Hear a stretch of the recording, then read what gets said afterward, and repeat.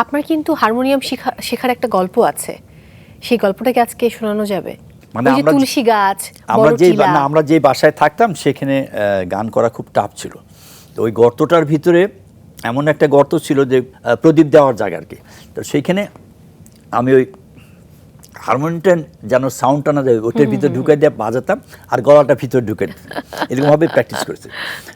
আমার চাচা যেই অনুষ্ঠানটা করতেন রয় হাউসে যে রিহার্সাল করতেন ওইখানে আমরা রিহার্সাল করতাম। এইভাবে 1962 এবং 63 আমি পরপর আধুনিক এবং রবীন্দ্রসঙ্গীতে পেলাম।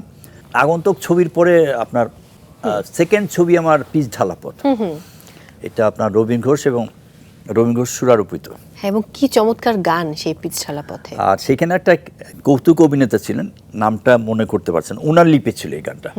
খুব একটা নিম্মারো যত পারো জোরে মারো আমি ভেজে ভেজে খাবো, এরকম একটা গান ছিল। তো থার্ড গান ছিল সত্যদার সুরারোপিত এবং বাংলাদেশে অত্যন্ত গুণী একাধারে গীতিকার, প্রযোজক, সংলাপ গাজী মাজহারুল আনোয়ার।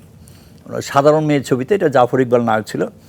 ওইখানে একটা গান ছিল ডিম ডিম ডিম ডিম ডিম মারার আমি যত ভেজে ভেজে খাবো, খেয়ে খেয়ে তাগড়া হব, তাগড়া হয়ে আগ্রা যাবো, তারারুম তারারুম তারারুম তারারুম, এই গান একটা গান ছিল।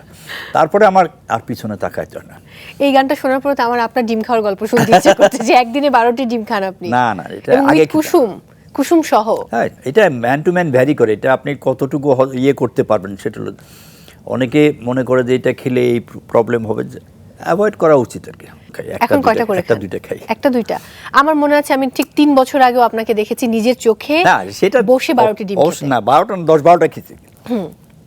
ডিম খাই, তারপর মগজ খাই, এগুলি খাই আর কি।